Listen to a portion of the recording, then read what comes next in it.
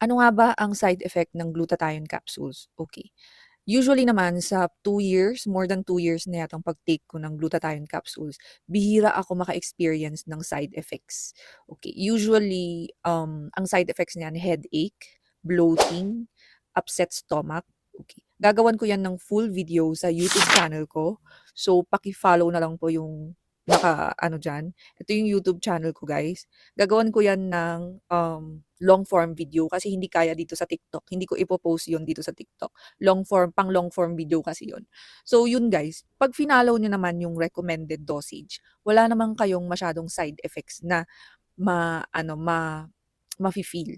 So, kung 1 to 2 capsules nakalagay sa bote, 1 to 2 capsules. Kung pregnant kayo, breastfeeding, huwag kayong basta-basta nagtitake ng capsules. Dapat konsultahin nyo po ang inyong doktor. Okay? Consult your medical doctor or professional.